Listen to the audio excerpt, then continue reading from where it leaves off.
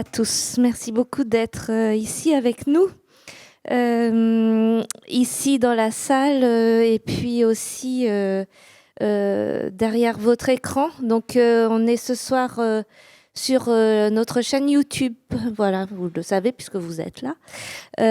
Donc, on est en direct ici donc à la scène nationale Carré-Colonne, plus particulièrement au Carré à Saint-Médard-en-Jalles.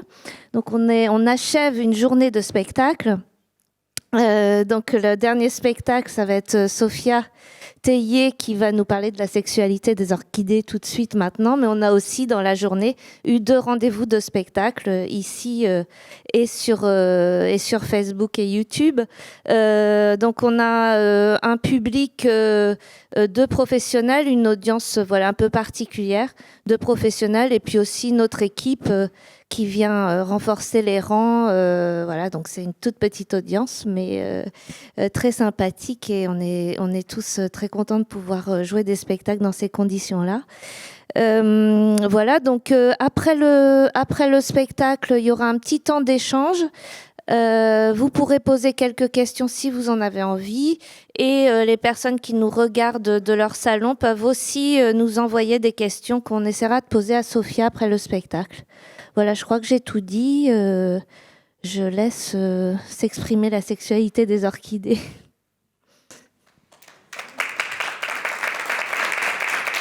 Bonsoir. Donc, vous qui êtes chez vous, je voulais vraiment vous remercier. Après, je parlerai là, mais là, je vais faire ça. Je m'approche un peu. On m'avait dit, vas-y doucement, il faut que je fasse le point. Donc, et je viens de m'en souvenir. Voilà. Vous qui êtes chez vous, je voulais vous remercier vraiment fort de faire l'effort de regarder un spectacle sur un écran. Parce que déjà, on fait beaucoup d'écrans en ce moment. Et en plus, c'est vraiment pas la meilleure façon de voir un spectacle sur un écran. Et on peut même se demander d'ailleurs si vous allez vraiment voir le spectacle, étant donné que le principe du spectacle, c'est qu'on soit tous dans le même endroit au même moment. Donc je trouve ça me touche beaucoup que vous le fassiez. Et en même temps, c'est un peu fou parce que je sais aussi qu'il y a des gens, par exemple, qui sont à Strasbourg. Coucou Pauline. Je sais qu'il y a des gens qui sont à Mons, en Belgique, mais je ne connais pas leur prénom, mais je sais qu'il y en a plusieurs. Il y a ma mère. Coucou maman. Et donc, on est vraiment partout, au-delà des frontières même, ce soir. Voilà. Et les gens qui sont là, donc, comme l'a dit Sylvie, c'est des professionnels. Donc là, nous, voilà, vous pouvez vous considérer contents quand même, parce que là, nous, on est tous en train de bosser. C'est du travail. On a tous des attestations pour se déplacer pour des raisons du travail, alors que vous êtes dans un moment de détente. Donc voilà, si ça peut... Et vous pouvez boire un verre en même temps que vous regardez le spectacle, donc c'est un avantage aussi. Voilà. Et donc, je vais parler ce soir, et à vous, et aux autres, de la sexualité des orchidées, qui est la fleur si projetée. Mon micro marche, maintenant Oui, ok. Donc, l'orchidée. L'orchidée, avant de parler d'elle, je voudrais avouer que parce que je vais pendant 1 heure, je vais parler que d'elle. Et en fait, pendant très très longtemps, vraiment longtemps, je l'ai détestée. Je trouvais que c'était une fleur pas possible. Je trouvais ça pas possible, quoi. Pas vraiment. Déjà au niveau des couleurs, elles sont souvent très laides. Enfin, moi, j'aime pas le fuchsia. Et c'est souvent, elles sont souvent criardes. Et je sais pas, j'aimais pas les couleurs. La forme. Bon, voilà, je n'aimais pas du tout la forme. Je trouvais que c'était une fleur à la symbolique assez floue, parce qu'elle se veut à la fois comme ça symbole de l'élégance, du raffinement, de la rareté. Et on dirait même que c'est ça qu'elle fait, genre, regardez comme je suis rare. Alors qu'en fait, c'est vraiment une fleur qu'on trouve partout, quoi, en solde, chez Monoprix, dans des restaurants chinois, japonais, dans des devantures de banques, d'assurances. Dans le Airbnb, on a un Airbnb en face et il y en a en plastique partout dans les toilettes. Et voilà, et donc c'est une fleur qu'on voit constamment et en même temps, à chaque fois, elle fait je suis rare, alors que, bon, voilà. Et du coup, je trouvais qu'il y avait une ambiguïté dans cette symbolique.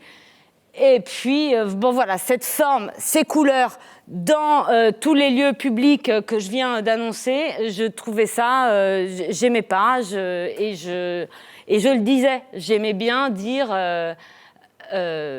moi je déteste les orchidées, je trouvais que ça faisait bien. J'en avais fait une petite coquetterie de ma personnalité. Quand j'avais l'occasion de dire que j'aimais pas ça, je disais moi je déteste. Et ça donnait comme un signe. Je trouvais que c'était une bonne façon d'être féministe sans être agressif, juste hop comme ça, sans même aborder le sujet parce qu'on n'a pas forcément tout le temps envie. Et je le disais juste comme ça, et ça faisait passer un petit message. Et jusqu'au jour où on m'a offert une orchidée. Et ça arrive à plein de gens, ça a dû arriver à certains d'entre vous. Et le contexte, c'est que j'habitais à ce moment-là dans un petit appartement hyper nul, très mal entretenu, humide, très humide. J'habite à Paris, donc un appartement parisien, voilà, nul, mais cher. Et j'étais mal là-dedans, j'invitais jamais personne, j'étais seule, c'était affreux. J'y ai pas tenu longtemps, je voulais déménager, j'étais en train de chercher autre chose.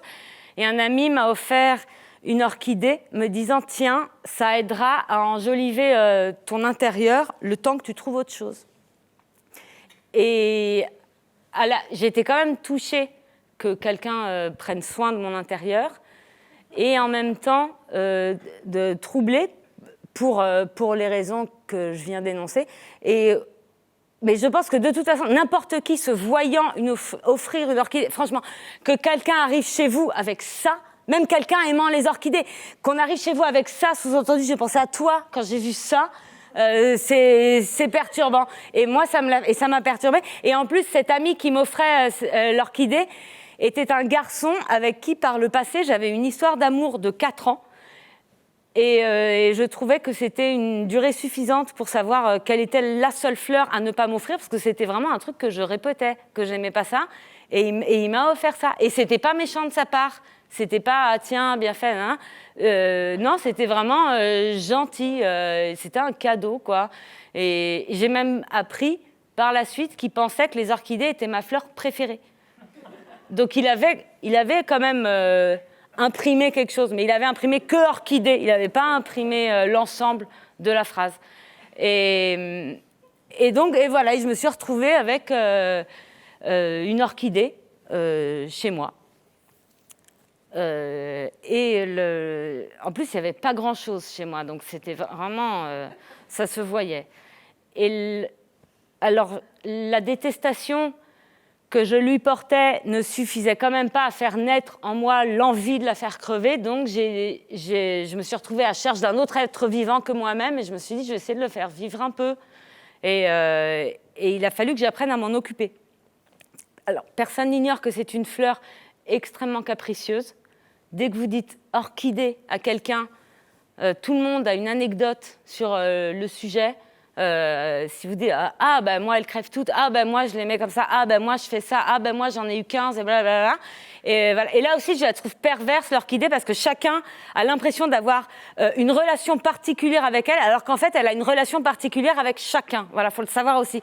Et donc j'ai essayé d'apprendre à m'occuper de l'orchidée. J'ai commencé à consulter des blogs, des forums, des sites et tout. Et alors, tout le monde y va de son commentaire sur est-ce qu'il faut la tailler, est-ce qu'il faut l'exposer, oui mais pas trop, est-ce qu'il faut qu'elle soit humide, est-ce qu'il faut qu'elle souffre de sécheresse pour être contente de retrouver de l'humidité à nouveau, etc., etc.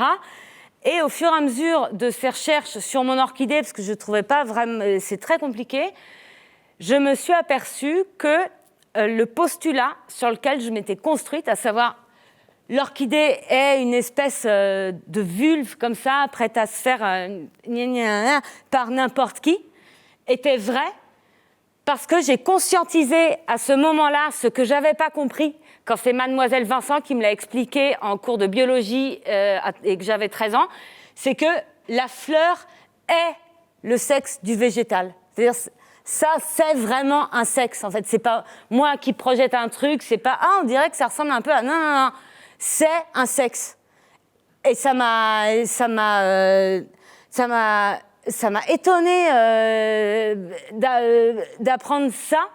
Enfin, je veux dire, je sais que je l'avais appris, mais je ne l'avais pas vraiment compris. Et le fait de le comprendre m'a donné la sensation de l'apprendre. Et ça change, je me souvenais de ce cours en plus, je me disais, mais je n'ai pas compris en fait ce qu'elle me disait. Et ça, on pourrait d'ailleurs dire, c'est pas vraiment une orchidée, ça c'est le sexe de l'orchidée. L'orchidée, c'est aussi tout le reste, c'est aussi la tige, les feuilles, les racines, c'est ça l'orchidée. Ça n'est que le sexe qu'éventuellement elle sort une fois de temps en temps pour se reproduire. Mais il en va de même pour tous les végétaux. Si je vous dis rosier, vous pensez à des roses, mais en fait, les roses, ça n'est que le sexe du rosier, qui est un rosier tout le reste du temps, même quand il n'a pas de rose. Et ça change tout. Ça change un fleuriste, par exemple, qui devient soudain un sex shop, littéralement. C'est un sex shop. Ça change. Quand j'offre une fleur maintenant à ma grand-mère et que je la vois renifler, eh ben, je fais « Ah, ben, d'accord ». Et elle trouve qu'elles sont bonnes. Et quand j'offre des fleurs à ma grand-mère, j'offre en fait des parties génitales d'un individu végétal, mais des parties génitales quand même. Et tout là, ça par exemple, c'est un sexe qu'on a tous arraché comme ça, dans tous les sens. Ça, c'est un autre sexe très courant, celui du trèfle. Petite, moi, j'appelais ça des sucrètes, parce que il y a un liquide sucré à la base des pétales que j'arrachais, et je suçais comme ça, tout l'ensemble de ce sexe, bout par bout. Ça, c'est un autre sexe qu'on connaît, odorant, gros, un bouquet de sexe que la mariée, n'est-ce pas, va pas tarder à jeter sur ses invités qui se précipiteront tous pour le rap. Alors, si je m'approche un peu trop de vous, j'ai oublié de vous dire, j'ai fait le test Covid, je voulais vous le montrer. C'est non détecté, d'accord ? J'ai fait le test pour m'approcher en toute liberté. Je ne le ferai pas trop, mais au cas où, sachez-le. J'étais en train de parler des sexes qu'on voit souvent dans les villes. Ils sont courants sur les ronds-points. Voilà, un rond-point plein de sexes. Voilà. Et donc ça, c'est mon orchidée dont je vous parlais tout à l'heure, qui est chez moi. Donc, vous comprenez que j'ai été impressionnée quand même avec ce pétale en plus particulièrement bizarre, vous savez, qui ressort toujours un peu devant, qui a une forme plus différente des autres et des couleurs criardes et tout. Il s'appelle le label. On en reparlera après. Sur cette non, je voulais vous parler tout de suite parce qu'on retrouvera cette image plus tard. On voit au fond une bouteille de pastis et n'y voyez pas un signe parce que comme on est au théâtre, tout fait signe. On se dit ah, elle a fait exprès. Non, pas du tout. Je buvais l'apéro à ce moment-là. J'ai pris cette photo. Enfin, j'ai bu l'apéro avant. L'ami est parti. Puis après, j'ai pris la photo de mon orchidée avec ma webcam. Donc il y a aucun signe là-dedans. C'est tout. Voilà, je voulais vous le dire. Et donc ça, voilà, mon orchidée. Et au fur et à mesure de ces recherches sur mon orchidée, je me suis aperçue que l'orchidée, en fait, ça n'était pas seulement ça. Ça, c'est une espèce d'orchidée, l'espèce Phalaenopsis, qui est celle qu'on trouve en promotion aux caisses de Monoprix et le Roi Merlin et dans les restaurants chinois et dans mes toilettes du Airbnb. Mais les orchidées, c'est en fait une famille végétale, la famille des orchidées ou orchidacées, si on veut rajouter une syllabe comme ça. Et c'est une famille relativement nombreuse parce qu'elle compte entre 35 et 40 000 espèces, dont la Phalaenopsis. Mais c'est énorme, 35-40 000 espèces. Il y a très peu de familles et végétales et animales qui peuvent se vanter de contenir autant d'espèces.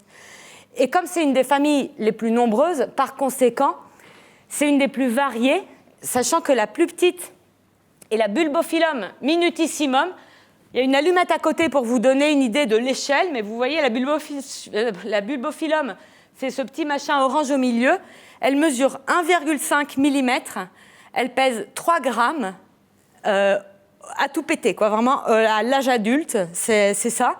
Voilà, ça c'est la plus petite, sachant que la plus grande est la Grammatophyllum speciosium.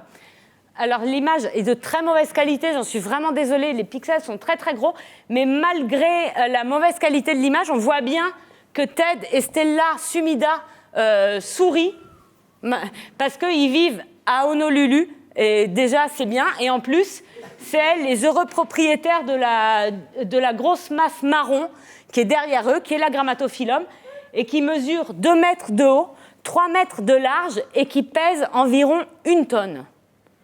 Ouais, c'est énorme. Et je ne sais pas comment ils ont sous-pesé. Mais bon, c'est ce qu'ils disent. Donc voilà, et entre la Bulbophyllum et la Grammatophyllum existent entre 35 et 40 000 espèces, toutes différentes en taille, en poids, en couleur, en forme, etc. Donc c'est une des plus nombreuses et une des plus variées comme espèce, comme famille. Et c'est également une des plus anciennes, parce qu'à partir de pollen retrouvé dans de l'ambre, on la date à environ 83 millions d'années. Ouais, c'est beaucoup. J'entends les gens chez eux même qui font « Oh, dis donc !» Ouais, beaucoup. 83 millions d'années, c'est 83 millions d'années, ouais, c'est beaucoup. 83 millions, c'est énorme. Il y a 83 millions d'années, ça n'avait rien à voir. Enfin, ben oui, pareil, il y a très très peu de familles végétales ou animales qui peuvent dire on est là depuis 83 millions d'années. Il y a les conifères, les fougères, les champignons, les orchidées, les mousses, les lichens. Le reste, c'est les dinosaures. Il y a 83 millions d'années. Il y a d'autres trucs, mais qui ont tous disparu. Mais ça, c'est ceux qu'on connaît. Et voilà. Et c'est 83 millions d'années d'évolution. L'orchidée, elle n'avait pas cette forme hyper bizarre.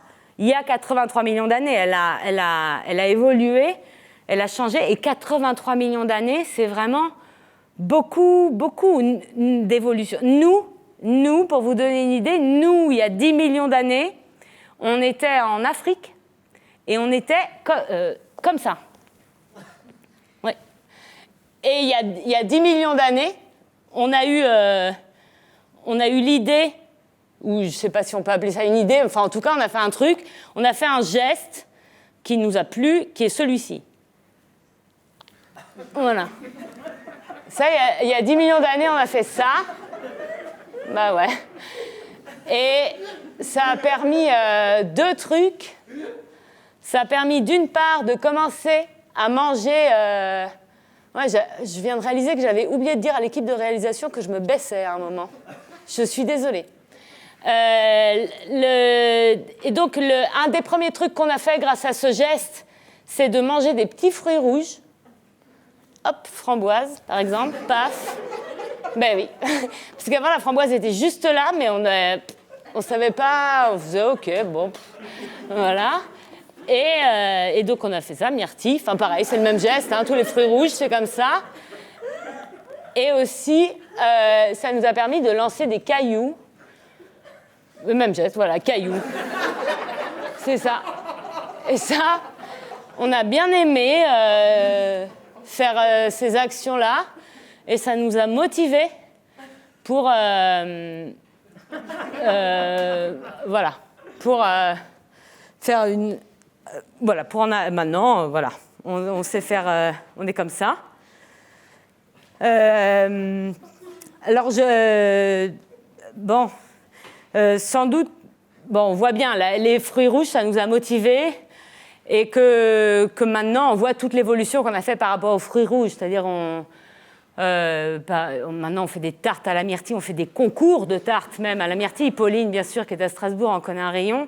On fait des salades de fruits avec des bananes qu'on fait venir par avion. On sait faire voler les fruits, donc on a extrêmement évolué au niveau du fruit.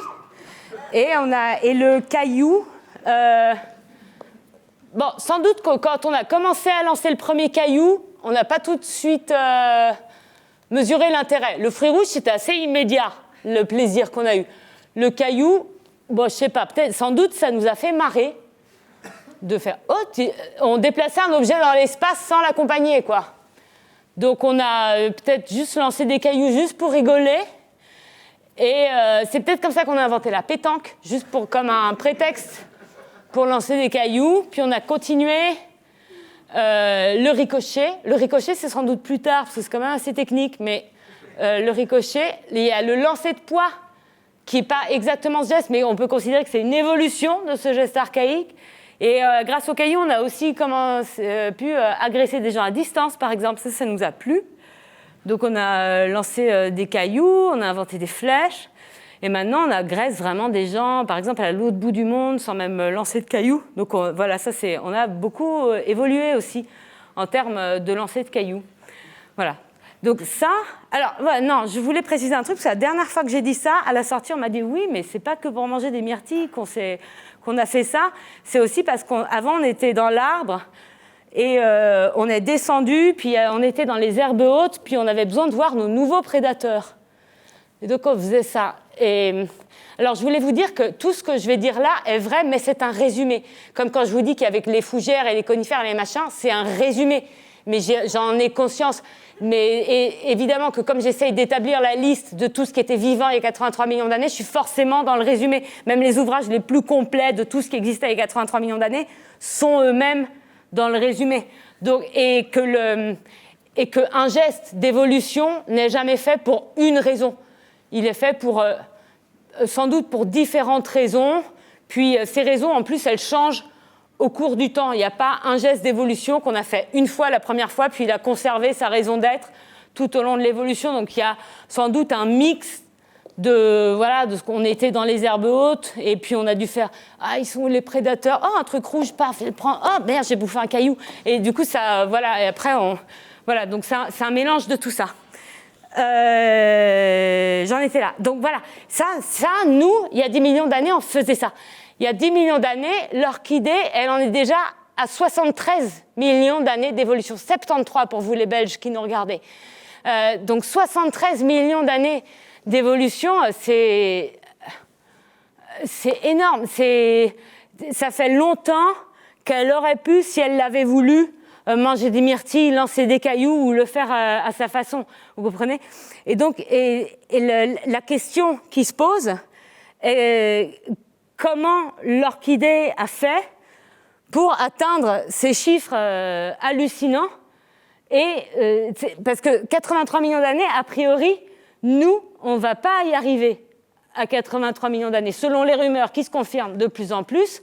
Donc c'est bien le moment de se demander qu'est-ce qu'elle a fait, l'orchidée, en fait, pour être là depuis 83 millions d'années et mériter, grâce à ces chiffres, le titre de famille, une des familles les plus intelligentes de toute l'histoire de l'évolution, règne végétal et animal confondus. Donc qu'est-ce que l'orchidée a fait pour en arriver là, pour atteindre ces chiffres et mériter ce titre ? Eh bien simplement, il y a 83 millions d'années, l'orchidée, elle a choisi un but d'évolution, un objectif, un seul, et elle a concentré tous ses efforts d'évolution dans l'atteinte de cet objectif. Elle n'a pas fait différents projets en même temps, je vais faire un peu ça, puis ça me permettra de... Non. Elle a fait un objectif, cet objectif étant celui de se faire féconder quoi qu'il arrive. Donc on peut supposer que quand la prétendue météorite a probablement heurté la Terre et certainement déclenché la période de gel et de nuit noire qui s'en est suivie, le tyrannosaure, par exemple, il a fait « Ah, merde, il faut que je mange plus de trucs, que je fasse grossir mes dents, que je fasse grossir ma queue, Et l'orchidée était là, calme, fécondation. Et c'est ça qui fait qu'aujourd'hui, elle est présente sous des milliers d'espèces différentes sur toute la surface du globe, alors que le tyrannosaure, lui, est à l'état de tas d'os. Voilà, qu'on est content de retrouver. Quand on trouve un os de tyrannosaure, on est content, mais je veux dire, ça reste un os. Voilà. Donc, il y a 83 millions d'années, on m'aurait dit, entre le tyrannosaure et l'orchidée, sur qui tu mises, j'aurais pas mis une cacahuète sur l'orchidée. Vous comprenez ? Et si, en fait. Donc, maintenant qu'on a identifié que l'unique but de l'orchidée est de se faire féconder, je vais boire de l'eau, féconder, quoi qu'il arrive, oula, ça résonne quand même. on va se rappeler tous ensemble la composition d'une fleur hermaphrodite, de quels éléments elle est composée, et observer comment l'orchidée a fait évoluer ces éléments pour être sûr que ça marche. Alors, la composition d'une fleur hermaphrodite. Donc, c'est un cours qu'on a tous eu, vu que l'école est gratuite obligatoire. Mais je pars du principe qu'on avait tous 13 ans et qu'on avait tous Mademoiselle Vincent en cours de biologie et que donc, je vais vous rafraîchir la mémoire. Alors, fleur hermaphrodite, donc l'hermaphrodisme contenant les deux sexes. Donc, l'hermaphrodisme, c'est chez 70% des végétaux. Donc, c'est vraiment il n'y a rien d'original dans le fait d'avoir les deux sexes. C'est comme ça qu'on fait chez les végétaux. C'est ça. Donc, je vais commencer par représenter la tige. Avec ici en haut le réceptacle floral, donc qui va venir contenir la fleur. Voilà la tige. Alors je vais faire en rouge le sexe féminin et en bleu le sexe masculin. D'accord ? J'ai pas révolutionné le code couleur. Je me suis posé la question à un moment de comment on pourra faire pour éviter de tomber toujours dans les mêmes représentations. Puis voilà, hop, j'ai laissé tomber. Donc voilà, rouge fille, bleu garçon. Désolée. Donc en rouge le féminin. Bon, voilà. J'ai pas testé mes feutres avant. On a ici l'ovaire qui contient les ovules. Bon, là, ça fait un peu un bonhomme. Je vais en mettre 3 pour éviter de... Voilà. On peut en mettre autant qu'on veut. Enfin, je veux dire, chacune, ça dépend des fleurs. Elles n'ont pas toutes le même nombre. Donc voilà, là, il y en a 3, mais ça dépend. Je vais en mettre 4, tiens. Je vais arrêter là. Au-dessus... Oh putain. Au-dessus, il y a ce qu'on appelle le style. Je sais, Sébastien, que tu es en train de culpabiliser, mais c'est ma faute. Je n'ai pas vérifié les feutres que tu m'as donnés. Merci beaucoup, Sébastien. En plus, il m'a donné 6 feutres. J'ai demandé 3, il m'en a donné 6, vraiment généreusement. Puis moi, j'ai mal fait mon boulot derrière. Alors, le style, qui est une espèce de conduit... Oui, mais il n'y a pas d'autres feutres rouges. Tout le monde se demande, mais pourquoi elle ne change pas de feutre, du coup, s'il y en a 6 ? Il n'y a pas d'autres feutres rouges. Le style, qui est un conduit qui mène aux ovules. Et au-dessus, en haut, là, on ne voit plus rien. Je vais le faire en vert. Voilà, ça change. En vert, c'est moins clair. Le stigmate, c'est vert, mais c'est le féminin quand même. Donc le stigmate, qui est l'entrée du conduit, par lequel le sexe... Oh, j'ai fini de dessiner, c'est Sébastien. Ça fait Noël comme ça. Voilà. Et voilà, le stigmate, grâce à ce feu, je vais tout repasser. Comme ça, on les voit bien. Donc, le sexe masculin va devoir nous rentrer par le stigmate, descendre le conduit, le style, et venir nous féconder les ovules. L'ensemble du sexe féminin, que je vais repasser grâce à Sébastien, s'appelle le pistil.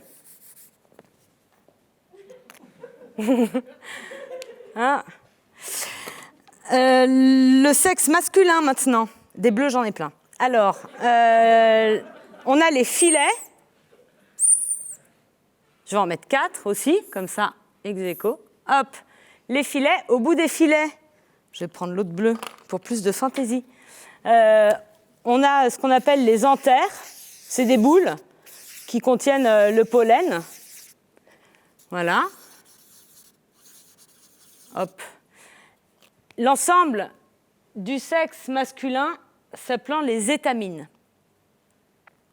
Ah oui, c'est des mots qui nous disent quelque chose à chacun, mais on ne savait plus exactement ce que c'était, faites pas semblant que si. On peut noter une petite coquetterie de la terminologie biologique qui consiste à appeler par un nom plutôt viril le sexe féminin, n'est-ce pas, le pistil, tandis que le sexe masculin porte plutôt un nom de jeune fille, quoi, les étamines. Hop. C'est la plage, c'est Proust, les étamines qui se baladent. Ça peut être un moyen mnémotechnique pour se rappeler. Souvent, on se dit « Ah, le pistil, ça doit être le masculin. » Non, c'est l'autre. Voilà. Alors, sur cette fleur, je n'ai pas représenté les pétales qui, normalement, se trouvent tout autour, qui sont considérés comme organes sexuels, mais organes sexuels stériles. Ils servent à deux choses. Ils servent d'une part à attirer l'œil, la couleur, et d'autre part à protéger ce qui est fertile. Donc c'est un double, ils attirent, ils protègent. C'est l'équivalent d'une culotte végétale. Voilà, ils attirent, ils protègent, ils attirent, ils protègent. C'est ça. Et là, je les ai pas, j'ai pas mis, enfin, j'ai pas dessiné les pétales. Donc cette fleur contenant lait de sexe, comme la plupart des fleurs, serait en mesure, penserons-nous, de s'autoféconder, de se faire une graine toute seule. Eh bien, en fait, non, il ne faut pas. Parce que la nature, qu'on qualifiera à cette occasion de romantique, a fait en sorte qu'une graine née de l'autofécondation soit plus faible, de moins bonne composition, en moins bonne santé, qu'une graine née de la fécondation croisée. Donc voilà, avec quelqu'un d'autre. Et on assiste là au paradoxe du végétal, dont vraiment la nature, la définition, l'essence même est d'être enraciné, inamovible, alors que toute sa descendance dépend d'un déplacement. Pour se déplacer, donc ce n'est pas le végétal en entier évidemment qui va se déplacer, il va juste déplacer un organe de l'humain, donc le sexe masculin. Alors non, avant de dire ça, il faut éviter l'autofécondation, oui, parce qu'on peut comprendre, c'est très tentant, c'est vraiment juste à côté, vous voyez, et il faut éviter de s'autoféconder pour féconder quelqu'un d'autre et se faire féconder par quelqu'un d'autre. Donc pour éviter ça, il y a différentes techniques, et la technique que j'ai représentée là est très courante, c'est la technique dite mécanique, c'est-à-dire que le sexe masculin, on voit bien qu'il n'est pas ni à la hauteur ni supérieur au sexe féminin. C'est pas métaphorique, c'est vraiment c'est concret, c'est physique, et que donc s'il lui arrive quoi que ce soit à ce pollen, je sais pas, un coup de pied, un truc je sais pas quoi, un coup de vent, s'il tombe, il tombe, voilà, selon les lois de la gravité, il tombe en fait. Il y a peu de chances qu'il fasse un mouvement, un truc comme ça, qui s'envole et puis qui revienne pile poil à l'intérieur. Voilà, donc ça, chez cette fleur-là, l'autofécondation est évitée. Maintenant, il va falloir réussir, d'une part, à aller féconder quelqu'un d'autre, et d'autre part, se faire féconder par quelqu'un d'autre. C'est le masculin qui entre en jeu. Il faut déplacer le sexe masculin. Il faut utiliser comme un transport d'organes, en fait. Donc, autre chose dans la nature qui se déplace. Tout, en fait, sauf un végétal. Donc, il y a souvent des végétaux... il y a souvent, non, je vais retirer souvent. Il y a des végétaux qui ont choisi le vent comme moyen de transport, qui transportent leur pollen par le vent.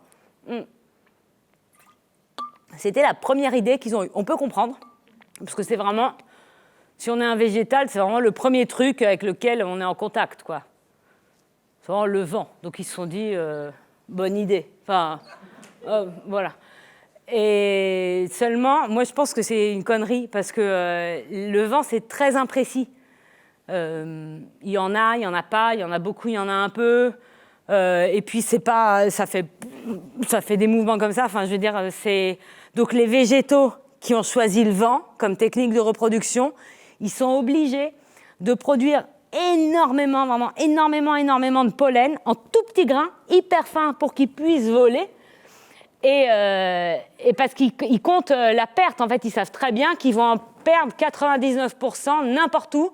Parce qu'ils ont très peu de chance qu'il y ait pile poil un tout petit grain qui atteigne précisément la toute petite entrée d'une fleur un peu plus loin. C'est comme jouer au loto en achetant énormément de tickets pour être sûr de gagner, quoi. Donc ils produisent beaucoup. Par exemple, les noisetiers, ils font ça. Je ne sais pas si vous avez déjà vu des noisetiers en période de reproduction. C'est vraiment pornographique. Ils sont chargés. Et au moindre coup de vent, c'est vraiment... Voilà, et il y en a partout. C'est à cause de ces végétaux qu'on a le rhume des foins, par exemple. Les graminées, ils font pareil. Parce qu'ils perdent 99% de leur pollen n'importe où, y compris dans les narines d'autres espèces vivantes autour d'eux. Et ça fait rien, ça produit rien, c'est pénible pour tout le monde, voilà. Et d'ailleurs, il y a 300 millions d'années, tous les végétaux faisaient ça. Ils n'avaient pas encore inventé d'autres moyens de transport. Donc, ils se reproduisaient tous grâce au vent. Et puis, à un moment, tous les végétaux qui existaient il y a 300 millions d'années, ils se sont fait décimer parce qu'il y a les végétaux qui ont réussi à utiliser les insectes, qui est une technique beaucoup plus efficace comme moyen de transport. Et donc, tous les végétaux qui utilisaient le vent, ils ont vraiment, en majorité, disparu. Voilà, donc ceux qui utilisent les insectes, pourquoi c'est mieux ? Parce que déjà, l'insecte, il est un insecte. Le vent... Parfois, on dit le vent ne souffle pas, mais c'est faux. Il n'y a pas le vent dans un coin qui ne souffle pas. Il est du vent ou il n'est pas du vent. Alors que l'insecte, il est tout le temps un insecte. Il n'est pas un peu un insecte en fin de matinée, puis plus du tout un insecte, puis beaucoup un insecte vers 18h. Donc voilà, il y a une permanence dans la vie de l'insecte, contrairement à celle du vent.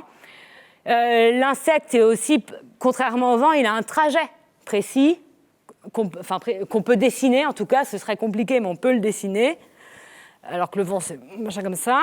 Et l'insecte, surtout, contrairement au vent, il a un but. Il a 3 buts. C'est pas des buts de dingue, hein, des buts d'insectes, des buts. Il y en a 3. Manger, boire, dormir, se reproduire. Voilà, c'est sans jugement. C'est reposant. Et c'est déjà ce qu'on peut appeler une belle vie si on peut accomplir les 3, franchement. Bah oui. Et donc la fleur, elle va pouvoir attirer l'insecte en lui proposant d'accomplir un de ses buts. Donc souvent, le cas le plus fréquent qu'on connaît, c'est qu'elle lui propose de manger. Donc elle produit du nectar. Avec le nectar, elle produit une odeur. C'est pas par esthétisme qu'elle fait l'odeur, c'est vraiment pour dire qu'elle a du nectar. Et l'insecte, il va voir les pétales dont je vous parlais tout à l'heure, enfin une tache de couleur. Dans sa tête, c'est une tache de couleur. Il va voir la tache de couleur, il va sentir l'odeur, il va faire le lien entre ces deux sensations, l'odeur et la couleur, se dire « Ah tiens, il y a à manger ici. Ça tombe bien, c'était un de mes 3 buts de la journée et de la vie. » Et il va aller sur la fleur, butiner la fleur, donc lui manger son nectar, et en butinant la fleur, il va se répandre sans faire attention le pollen, qui est là sur les anthères, et sur lui comme ça. Et après, hop, il va s'en aller, et puis il aura encore faim, parce que ça mange vraiment par tapas, comme ça, les insectes, un tout petit peu. Il aura encore faim, et il va se dire, oh tiens, et il va rebelote, la couleur et l'odeur, il a mangé par ici, voilà, paf, et il va apporter sur la fleur d'après le pollen de la fleur d'avant, et sur la fleur d'après, il va reprendre du pollen, et voilà, il va faire ça toute la journée, toute la vie. Voilà. Donc c'est quand même une bonne technique. Ça marche, c'est super. Enfin, ça marche tant qu'il y a des insectes, hein. Bien sûr, ça marche. S'il n'y a plus d'insectes, voilà, d'où sans doute les messages un peu alarmants parfois de la part de certaines associations qui disent vraiment qu'il faut faire gaffe aux insectes, je crois. Et c'est pas juste, voilà, en fait, c'est jamais un truc qui disparaît, hein. S'il y a une espèce qui disparaît, il y a les espèces qui dépendent de cette espèce et les autres espèces qui dépendent des espèces qui dépendent de cette espèce. Je veux dire, on le sait, hein, bon, je ne vous apprends rien. Voilà. Donc, tant qu'il y a des insectes, ça marche. S'il n'y a plus d'insectes, moi, je pense que ça va refaire comme il y a 300 millions d'années, c'est-à-dire que les végétaux qui ont des fleurs et des insectes, ils vont disparaître. C'est les végétaux qui utilisent le vent, qui au fond est peut-être une bonne technique, qui vont refaire surface et qui vont décimer les autres végétaux parce qu'ils auront de nouveau de la place. Et voilà, je vous dis ça parce que parfois on est un peu inquiet. On se dit ah là là, on est vraiment en train de disparaître, on est en train de tout faire mourir et tout, et on a peur et on a l'impression que si nous on disparaît, c'est la planète et la vie qui disparaissent. Alors que pas du tout. La planète, elle s'en fout déjà complètement. C'est une planète, donc c'est pas une espèce de cette planète qui va faire disparaître une planète. Et puis la vie, elle enfin voilà, on est très très jeune, on sera remplacé par d'autres choses. C'est pas la vie qui disparaît. Si on disparaît, il y aura juste une autre espèce à la place, et puis ça va continuer en fait. Et c'est comme ça depuis des millions d'années. Donc il faut vraiment se détendre sur ce truc-là. Voilà, ça va juste être désagréable, mais ça vraiment, il y aura de la vie beaucoup beaucoup quand même. Donc tranquille là-dessus. Voilà. Donc cette technique qui utilise les insectes, que moi je trouve très bien, elle comporte quand même quelques petits problèmes qui sont les suivants. Alors, le premier, c'est que le pollen est une matière pulvérulente. C'est-à-dire qu'il a la consistance de la poussière. C'est vraiment, vous voyez, c'est un truc qui s'effrite comme ça. Donc, il est possible, en fait, que rien qu'au décollage, en fait, l'insecte, il en perde déjà peut-être un peu, puis les grains de pollen, ils se détachent les uns des autres. Et puis, ça se trouve, il va se poser quelque part, puis refaire un décollage, reperdre un peu encore des grains de pollen. Et donc, quand il arrivera finalement sur la fleur d'après, il lui restera peut-être plus que 2-3 grains de pollen qui seront peut-être pas les meilleurs en plus. Donc, voilà, ça, c'est pas terrible. La pulvérulence, le fait que le pollen se détache comme ça, les grains les uns des autres, c'est un peu problématique. Le deuxième problème, c'est que la fleur ne maîtrise pas vraiment par où l'insecte vient la butiner. Elle ne maîtrise pas l'endroit où elle met le pollen sur l'insecte. Enfin, d'ailleurs, elle ne met pas le pollen sur l'insecte. Je ne peux pas employer un verbe d'action si je parle d'une fleur. Elle met rien. Voilà, et ensuite, elle est là. Elle subit. Enfin, elle ne peut pas agir. Donc, elle a déjà fait tout ce qu'elle pouvait, en fait, en étant une fleur. Elle a déjà agi.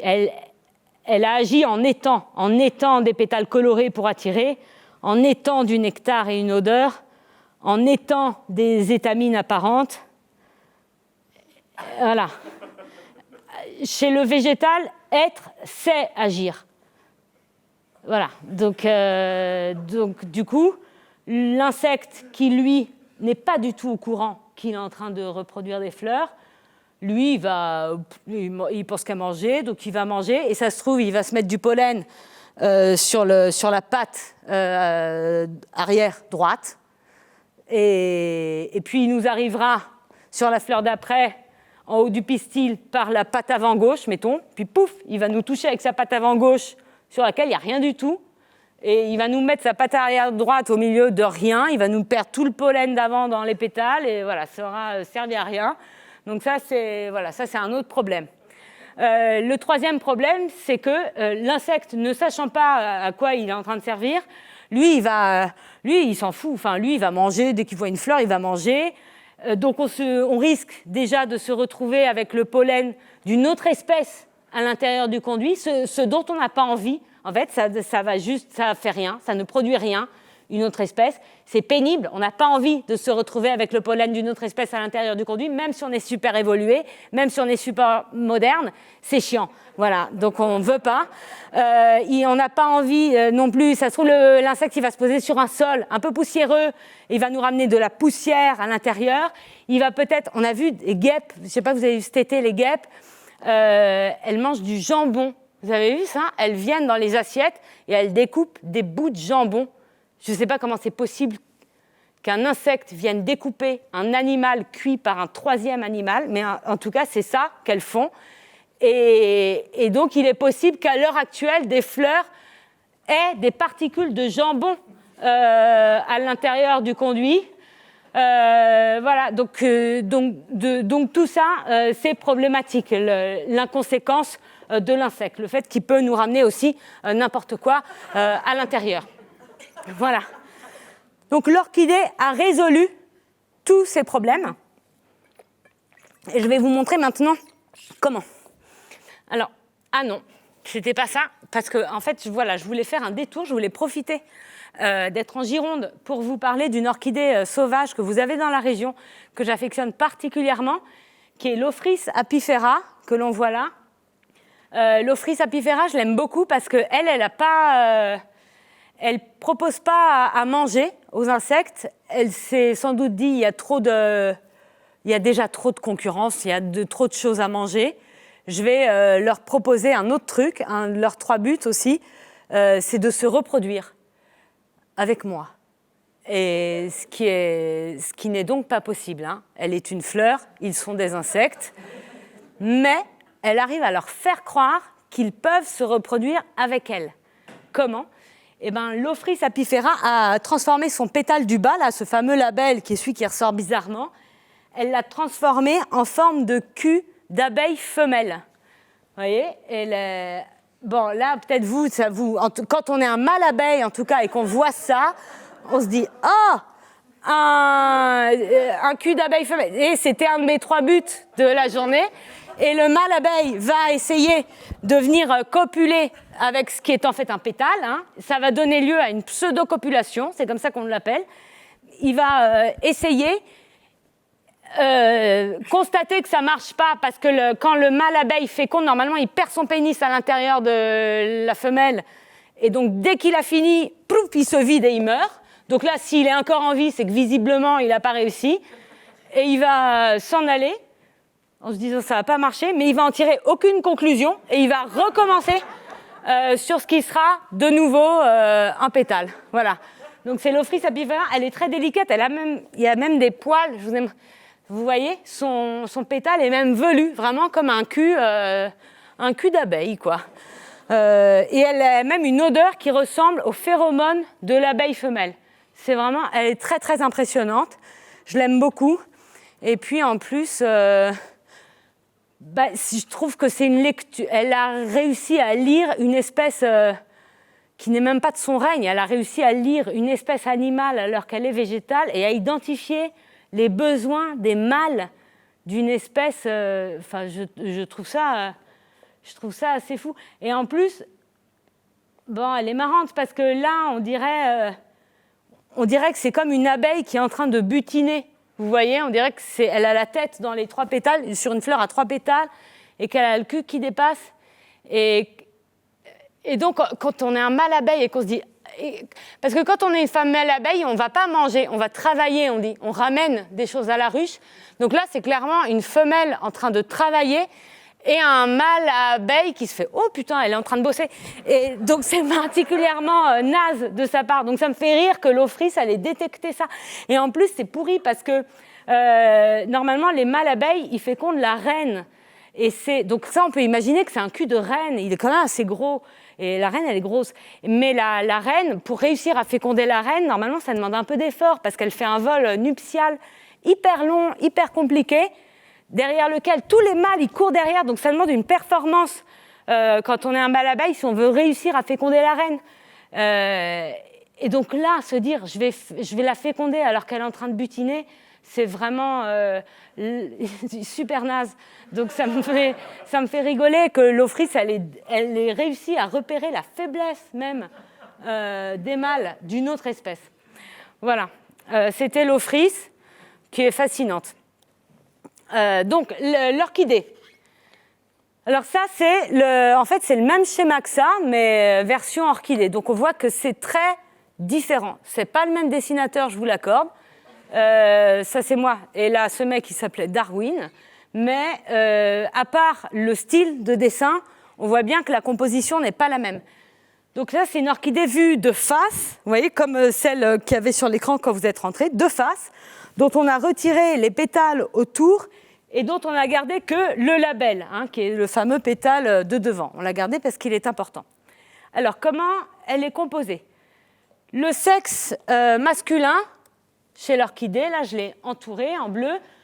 Donc il y a 2 anthères, il y a 2 boules en haut là qui se prolongent dans des filets et ces filets qui se terminent dans cette poche, je vais vous la montrer. Là, ce truc là, vous voyez, il y a une espèce de poche comme ça dans laquelle plongent les filets. Cette poche s'appelle le rostellum. Alors j'ai un détail de filet. Voilà, donc là on voit le filet.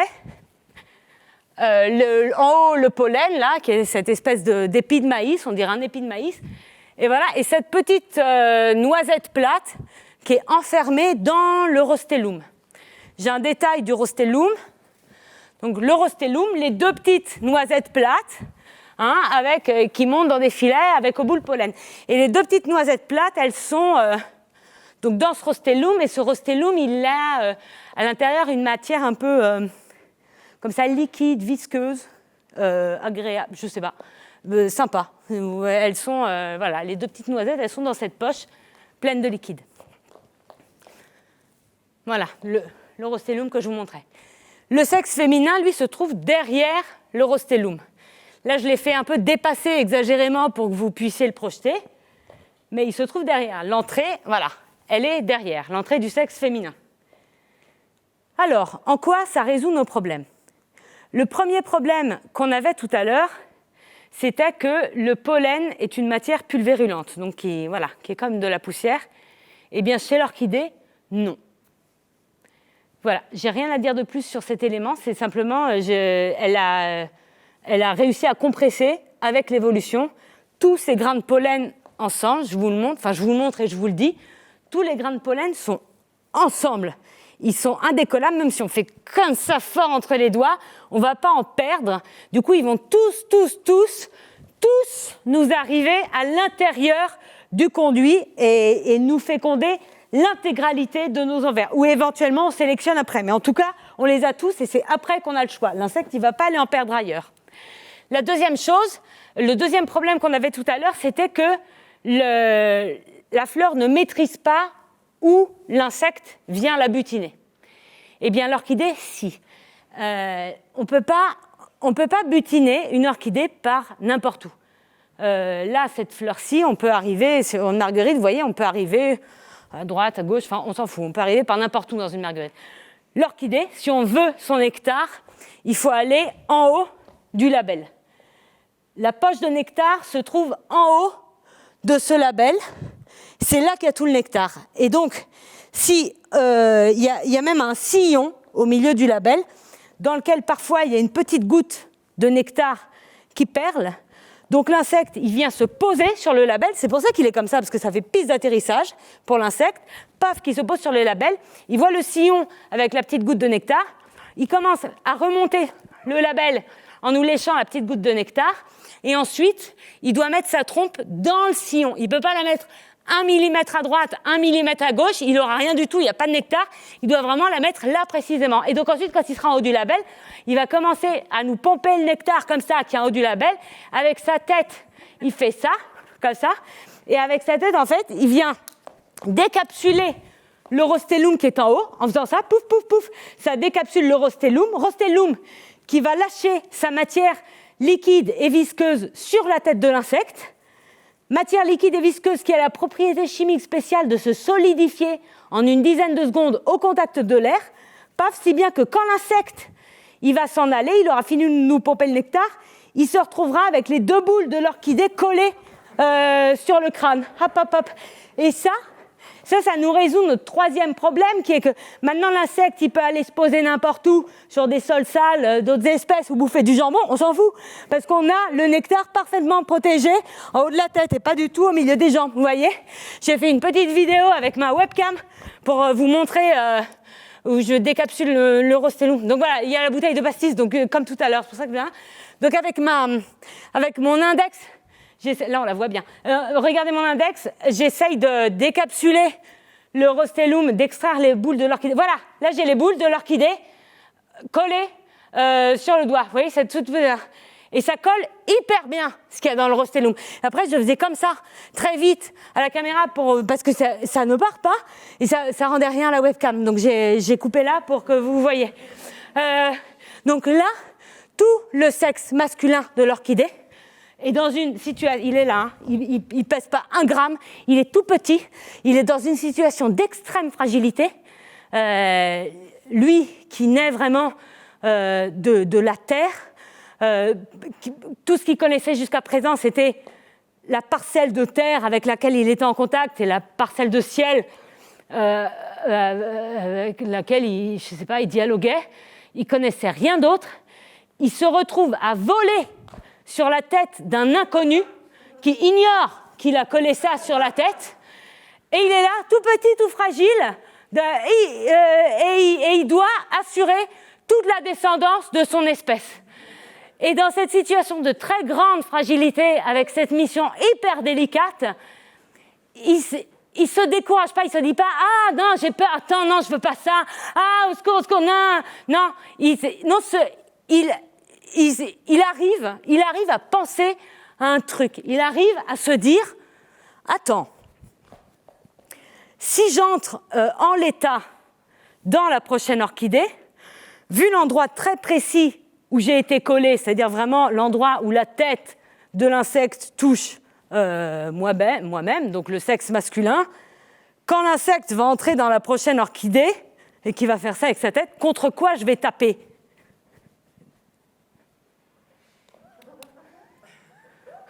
Internet, vous voyez, contre quoi il est à l'endroit des boules, il va taper contre les boules. Vous comprenez? Ça fera boule contre boule. Ça ne marche pas au niveau de la fécondation, boule contre boule. Je rappelle que l'intérêt, c'est de se faire féconder là-dedans. Et donc non seulement il se le dit, il le réalise, il faut que j'agisse. Il décide d'agir. Et donc, il opère un petit mouvement de contraction de ces noisettes qui sont collées sur la tête de l'insecte, ce qui abaisse les filets de l'orchidée de 90 degrés dans leur orientation exacte qui permettra, quand l'insecte viendra se poser dans la prochaine et qui nous repompera le nectar, le sexe masculin viendra taper dans le fond directement du sexe féminin. Non seulement il prendra les boules de la prochaine, mais en plus il viendra nous féconder. Vous comprenez? C'est ça, c'est ce petit truc de rien du tout extraordinaire qui fait que aujourd'hui, l'orchidée est présente sur toute la surface du globe, sous des millions d'espèces différentes, parce qu'il y a 83 millions d'années, le sexe masculin de l'orchidée, il s'est responsabilisé. Voilà. Donc, maintenant qu'il a réussi à faire ça, il y a fécondation, on a tous les grains de pollen dans l'ovaire. On va commencer... donc déjà, on va faire faner la fleur. Il n'y a plus besoin d'être une fleur. La fleur était là que pour attirer les insectes. Ça coûte beaucoup d'énergie, un végétal, de faire une fleur. Donc hop, dès qu'on a le signal, on fait OK, pouf. La fleur fane. Et là, on commence la grossesse, je ne sais pas comment on appelle ça. Donc, fécondation. Et l'ovaire va commencer à grandir. L'ovaire, chez l'orchidée, c'est ce qui relie la fleur à la tige. Vous voyez, là, il y a la fleur, la tige. Vous regarderez ça la prochaine fois que vous irez dans un resto chinois. Non, c'est pas d'ici. Aux chiottes. Voilà, il y a ça, ce qui relie la fleur à la tige, c'est l'ovaire. Et l'ovaire, il grandit. Et il forme une gousse. Il y a une gousse d'orchidée qu'on connaît, qui est la gousse de vanille. La gousse de vanille, c'est un ovaire d'orchidée fécondée, de l'espèce Vanillia planifolia. Voilà. Parfois, on l'ignore. Ah, je ne sais pas. Oui, vous l'ignoriez? Oui. Non? Oui. Oui. Oui. La vanille. Je fais une toute petite parenthèse sur la vanille. J'ai conscience que rythmiquement, ce n'est pas vraiment ce qu'il faudrait, mais je n'ai pas réussi à la caser ailleurs, donc je vais la faire maintenant. La vanille, je l'aime bien, elle est intéressante et elle est marrante parce que, je fais vite, elle est originaire du Mexique. Les Espagnols sont arrivés au Mexique, ont trouvé ça bon, la vanille, ont goûté la vanille, enfin on ne connaissait pas, c'est hyper bon. Et ils ont pris toutes les orchidées vanille qu'ils trouvaient et ils les ont ramenées en Europe. En Europe, on a trouvé ça bon, la vanille. Et donc, on a pris toutes les orchidées vanille, les Vanillia planifolia qu'on trouvait quand on voyageait. On voyageait beaucoup à cette période-là, on prenait tout ce qu'on aimait bien. Et donc, les Européens, ils ont pris tous les orchidées vanille et ils les ont toutes envoyées sur l'île de la Réunion en se disant on pourra en manger plein et en plus, on pourra les revendre hyper cher, y compris aux pays auxquels on les a volés.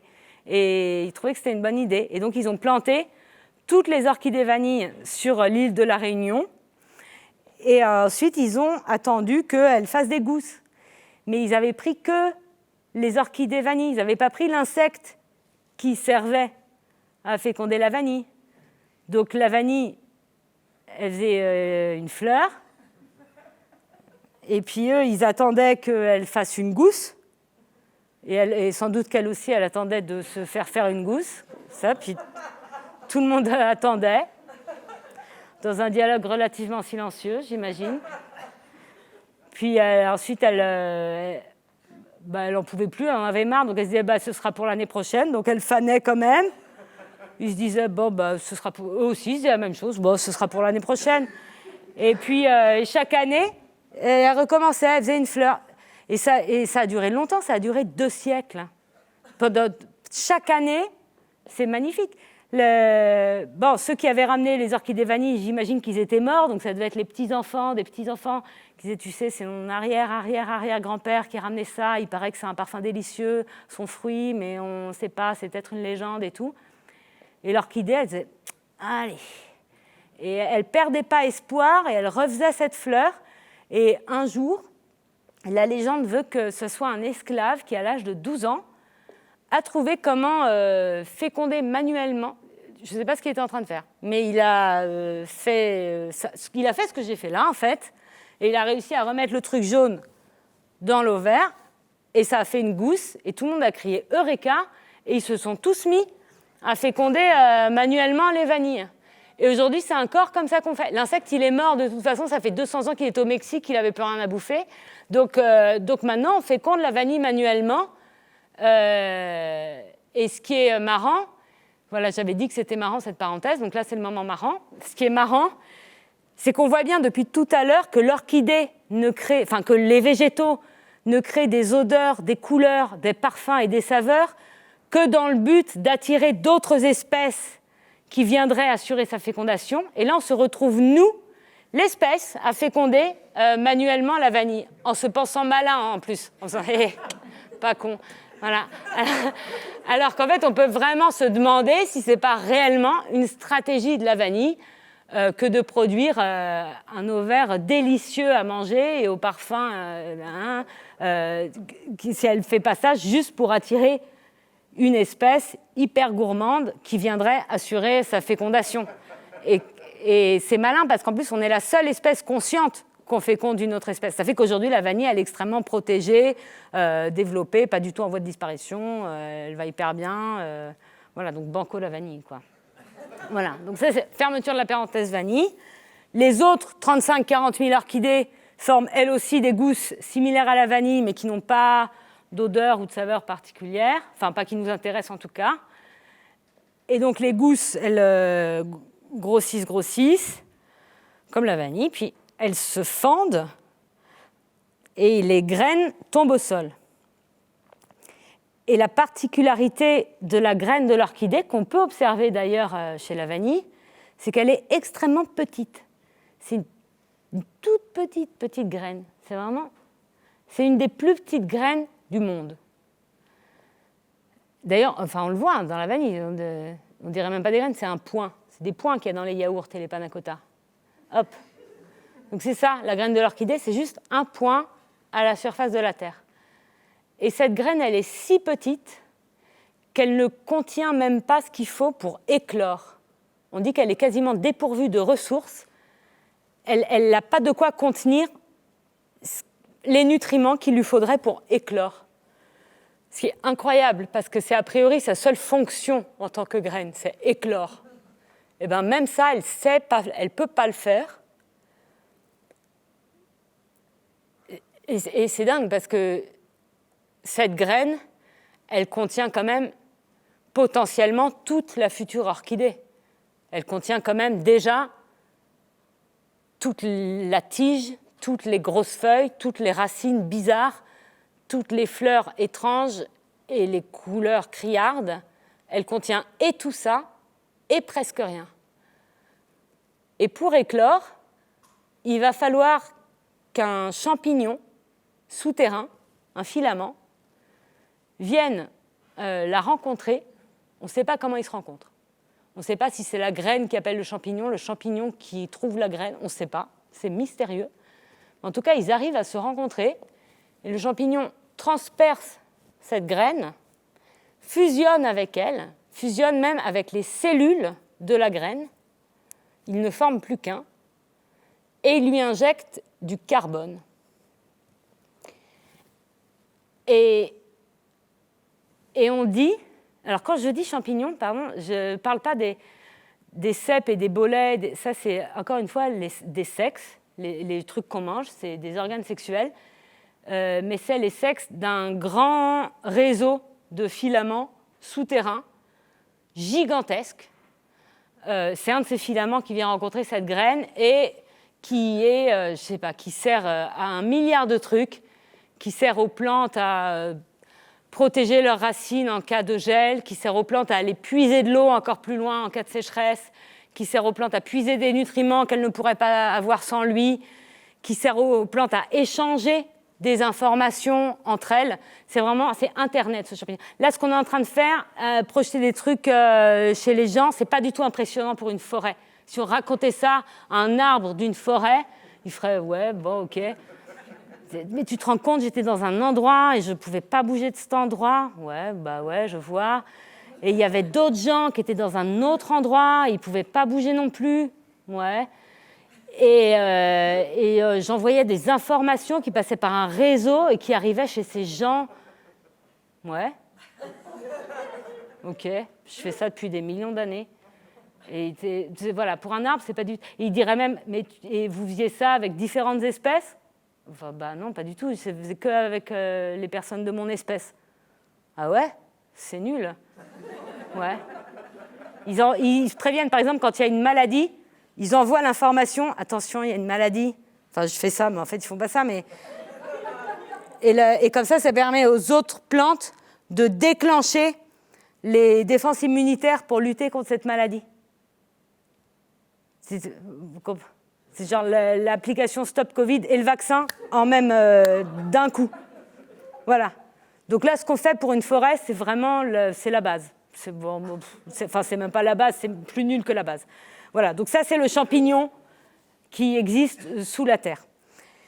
Et qu'est-ce que je disais Oh là, vous êtes trop gentil. Oui, et donc la graine, c'est que quand on lit des choses sur la graine de l'orchidée, tout le monde parle d'une relation de symbiose. Vous dites, la graine de l'orchidée en symbiose avec les champignons.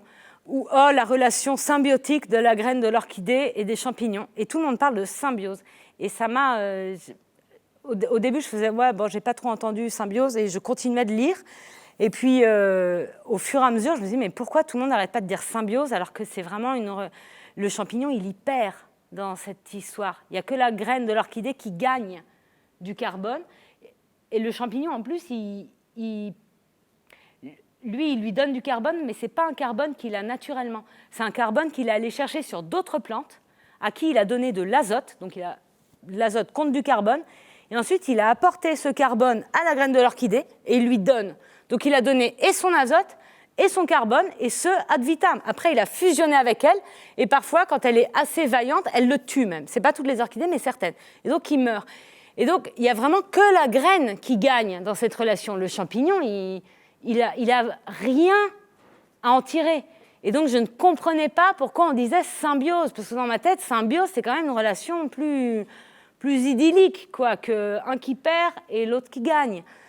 Et j'ai fini par chercher symbiose sur Internet, où je suis tombée sur Wikipédia, évidemment, tout de suite. Wikipédia commence par nous dire que ça vient du grec, donc S-Y-N, ensemble, et bios, vie. Donc symbiose, c'est vivre ensemble. Donc, je continue de lire l'article Wikipédia, qui, assez brutalement, vraiment, à la 3e ou 4e phrase, nous annonce que la symbiose recouvre autant des relations de parasitisme que de mutualisme. Et vraiment, sans prévenir personne que cette phrase pouvait être un peu choquante. Vraiment, comme ça, c'était ça la phrase. J'ai revérifié hier, ils ont changé la phrase depuis. Si vous vérifiez chez vous en disant on va voir si elle dit vraiment la vérité, maintenant, je ne sais plus exactement ce que ça dit, mais en gros que souvent c'est du mutualisme, mais vu l'étymologie, la symbiose peut être parasitaire. C'est ça qui est dit dans Wikipédia. Et moi, je ne m'attendais pas à cette information, que le mutualisme, c'est une relation où deux êtres s'apportent mutuellement et pacifiquement quelque chose. Okay ? Ça, pour moi, c'était symbiose. Et le parasitisme, c'est une relation où un être, dénommé parasite, vient nuire à un autre être, dénommé hôte, en lui pompant qui son sang, qui sa nourriture, qui son habitat, qui ses proies, et parfois entraîne sa mort.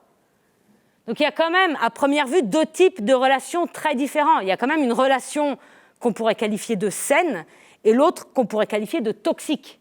Vous voyez ? Et je ne comprenais pas que Wikipédia me dise non, c'est la même chose, sain et toxique, ça s'appelle de la symbiose. Mais en fait, c'est juste à première vue. Parce que si on s'approche d'un tout petit peu plus près, on s'aperçoit qu'il est bien difficile de savoir ce qui est vraiment sain et ce qui est vraiment toxique. Qu'il est bien difficile de savoir ce qui se joue vraiment dans une relation entre deux êtres. Qui y gagne et qui y perd. Et on n'arrive pas à comprendre. Et tout le monde essaye de théoriser. Depuis Darwin, depuis qu'on sait qu'en fait, les choses, elles ont des relations les unes avec les autres et que ce n'est pas que des choses isolées, on essaye de théoriser ces relations, de comprendre qu'est-ce qui est sain et qu'est-ce qui est toxique. Et on n'y arrive pas parce que c'est un gouffre et tout le monde essaie de théoriser. Les botanistes ont essayé de théoriser, les anthropologues ont essayé de théoriser qu'est-ce qui est sain, qu'est-ce qui est toxique. Les économistes, évidemment, essaient de théoriser qui y gagne et qui y perd dans une relation. Les généticiens ont essayé de théoriser qui y gagne et puis tout le monde théorise. Et en fait, on ne s'en sort pas parce qu'il y a une multitude de relations différentes. Donc ils sont là, ils essaient d'inventer des noms, de dire non mais attends, on va essayer de distinguer les relations quand même. On va distinguer une relation, par exemple, si elle est de courte durée ou sur le long terme, c'est deux choses différentes. Ou bien si elle est indispensable à la survie d'une espèce ou bien facultative, c'est deux choses différentes. On va donner un autre nom si la relation elle est toxique pour l'un et bénéfique pour l'autre. Ça, on va dire que c'est du parasitisme. Non, mais tu peux pas tout à fait dire ça parce que parfois elle est toxique puis ensuite elle devient bénéfique. Donc là, c'est du mutualisme. Oui, mais attends, parfois elle est bénéfique et parfois elle est neutre pour l'un. Donc là, on pourrait dire que c'est du commensalisme. Et ils essaient d'inventer des noms comme ça pour toutes les distinguer. Mais en fait, on n'en sait rien. Ils disent toxique, bénéfique. On ne sait pas parce que par exemple, il y a le lézard géant des îles Canaries qui mange le vomi du poussin goéland. Je vous donne un exemple de ce qu'ils appellent commensalisme. Et donc, le lézard géant, il mange de ce vomi-là. Donc ça, on dit, cette relation-là d'échange de vomi, c'est bénéfique pour le lézard géant, parce qu'il trouve comme ça des tas d'insectes pré-mâchés, il n'a pas à les chasser, ils sont déjà là, c'est bénéfique. Et c'est neutre pour le poussin goéland de se faire manger son vomi. Il s'en fout, c'est du vomi, il n'en voulait plus. Donc il s'en fout. Donc ça, on dit, c'est bénéfique et neutre. Mais qu'est-ce qu'on en sait que c'est vraiment neutre pour le poussin goéland de se faire manger son vomi? Il ne s'agit pas d'être sentimental et de dire que le poussin goéland aura peut-être des émotions par rapport à son vomi, que c'est pas cool et tout. C'est pas ça du tout. Je veux dire qu'on n'a peut-être pas analysé le contenu du vomi du poussin goéland. Et que si peut-être on faisait les recherches sur ce vomi, on s'apercevrait qu'en fait, le vomi du poussin goéland contient une substance qui permet de faire fuir ses prédateurs, mettons une odeur, et dans ce cas-là, c'est toxique pour le poussin goéland de se faire manger son vomi. Ça le protège peut-être. Ou si on faisait ces recherches sur son vomi, on s'apercevrait que en fait, le vomi contient une bactérie qui est au-delà de 38 degrés, j'invente, au-delà de 38 degrés, déclenche des maladies pour le poussin goéland et donc ça le rendrait malade s'il fait plus de 38 degrés. Et donc, dans ce cas-là, ce serait bénéfique pour le poussin goéland de se faire manger son vomi parce que ça lui enlève la bactérie. En même temps, ça devient toxique pour la bactérie de se faire manger par le lézard géant parce qu'elle préférerait aller intoxiquer le poussin goéland. Donc, on est là à dire c'est bénéfique, toxique ou neutre. Mais en fait, on n'en sait rien parce qu'on ne sait pas tout. Donc, nous, on nomme les choses à partir de ce qu'on sait. Mais franchement, on sait, la seule chose qu'on sait, c'est qu'on ne sait pas tout. Donc, et puis, nommer les choses, ça fait qu'on juge. On juge ces relations. On dit ça c'est bien, ça c'est mal. On dit le lézard géant fait le bien parce qu'il ne vole rien à personne. On dit ça c'est mal. Un organisme qui n'a pas travaillé pour obtenir sa nourriture et son habitat ne mérite pas cette nourriture et son habitat et mérite d'être nommé parasite. Mais on est qui ? On se prend pour qui ? Pour appliquer à la nature nos lois économiques et nos lois morales douteuses en plus de ça. Et en plus, quand on observe cette même nature, on s'aperçoit que face à ce que nous, on appelle du parasitisme, elle n'a pas l'air elle n'a pas l'air de trouver ça problématique. Au contraire, souvent, ça crée des relations. Par exemple, il y a la baudroie abyssale. C'est un poisson. Je vais éteindre cette vidéo parce que là, je parle de poisson, ça n'a plus rien à voir. Donc, super. La baudroie abyssale, c'est un poisson qui vit dans les abysses, comme son nom l'indique. Et donc, les abysses, moins 3000 mètres sous la mer. Donc, c'est très différent d'ici. C'est tout à fait... c'est très noir. Il n'y a pas une source de lumière. Il y a vraiment noir complet. Très peu d'oxygène, hein, très très peu. Une très grosse pression d'eau sur soi. C'est dur de se déplacer. Pas beaucoup d'oxygène, grosse pression d'eau. Il y a très peu de choses à manger parce qu'il y a très peu d'autres personnes qui vivent là. Et voilà. Et donc la baudroie abyssale a développé un physique particulier pour pouvoir vivre dans ces conditions. Donc elle a une énorme gueule, hein, énorme. Non? Bon. On dirait qu'elle se fend en deux comme ça quand elle ouvre la gueule. C'est vraiment énorme. Et elle a des très grandes dents très acérées et à la fois un peu molles, on dirait. Et molles et acérées. Et parce qu'elles sont rétractables. Parce qu'en fait, comme la baudroie est extensible, elle peut avaler des proies jusqu'à 2 fois plus grosses qu'elle. Et donc, quand elle avale des grosses proies, les dents se rétractent parce qu'en fait, ça donne envie à la baudroie de vomir. Et elle ne peut pas se permettre de vomir parce que c'est trop rare d'attraper des proies. Et donc, les dents l'empêchent de vomir et empêchent la proie de s'échapper. Donc, elle rétracte les dents. Elle a une couche de peau sur les yeux. Ça, je ne sais pas à quoi ça sert, mais elle a ça. Et elle a, sur le haut du crâne, une sorte d'excroissance comme ça, avec au bout une petite lumière, un genre de diode, une lanterne, enfin, un petit machin qui s'allume pour attirer ses proies. Voilà. Ça, c'est la femelle baudroie, pardon, parce que le mâle, il est très différent, rien à voir. Il mesure 3 cm. Il n'a pas la grande gueule. Il n'a pas la peau, il n'a pas la lanterne. Enfin, c'est un poisson, voilà. C'est ce qui vous vient en tête. Si je dis poisson, c'est ça, c'est le mâle baudroie. Comme ça. Et le mâle, il ne peut pas du tout s'en sortir en faisant 3 cm à 3000 mètres sous la mer. Donc, il va, pour manger, il va venir croquer la femelle baudroie et lui pomper les nutriments qu'il y a dans son sang. Il la pompe comme ça. Et la femelle baudroie, elle ne va pas dégager le mâle. Enfin, un coup de nageoire, ce serait vraiment vite fait. Mais non, elle fait OK. Et elle va cicatriser autour de la bouche du mâle. Et le mâle, il va cicatriser aussi. Et ils vont se fondre l'un à l'autre, comme ça, et ne former plus qu'une seule surface de peau. Ils vont fusionner même leur circuit sanguin. Ils vont avoir plus qu'un seul circuit sanguin. Ils ne vont faire plus qu'un, comme on dit. Et le mâle, il va rester accroché comme ça toute sa vie à la femelle. Donc là, on considère que c'est du parasitisme, parce qu'il vient parasiter la femelle. Et au fur et à mesure, il va perdre les éléments dont il a plus besoin.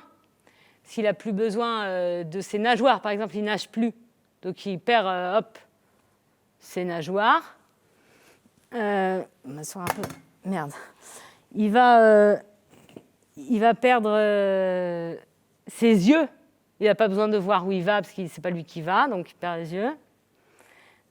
Il perd sa queue, et comme ça, il perd plein d'éléments, restant accroché, jusqu'à ce qu'il ne reste que la partie qui est un corps utile pour cette espèce, à savoir ses couilles.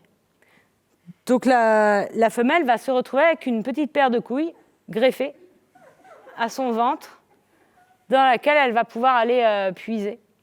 Bon. Et parfois, elle en a même plusieurs, pour la variété. Voilà. Et donc ça, on considère que c'est du parasitisme. Mais peut-on réellement dire que le mâle parasite la femelle dans cette relation. Vous voyez ? Et si ça se passe comme ça aujourd'hui, c'est parce qu'en plus, il y a des milliers d'années, quand le premier mâle, ils n'en étaient pas là tous les deux, le premier mâle, il a fait, c'est vrai, je sais pas, enfin, il a dû se dire, c'est galère de chasser, mieux vaut que j'aille choper la nourriture de quelqu'un d'autre. Il a croqué la femelle, et elle ne l'a pas dégagée. Elle a tenté de créer une relation avec ce qui la parasitait, et à l'heure actuelle, ils en sont là. Mais est-ce qu'on ne pourrait pas penser que la femelle a parasité en fait l'évolution du mâle, qui à l'heure actuelle, si lui ne croise pas de femelle, il meurt en faisant 3 cm. Elle n'a pas besoin du mâle, c'est l'espèce qui a besoin du mâle pour se reproduire, mais elle continue à vivre. Donc qui parasite qui dans cette relation ? Et est-ce que celui qui se fait, selon nous, parasiter n'a pas en fait intérêt à se faire parasiter ? Qui est le vrai parasite ?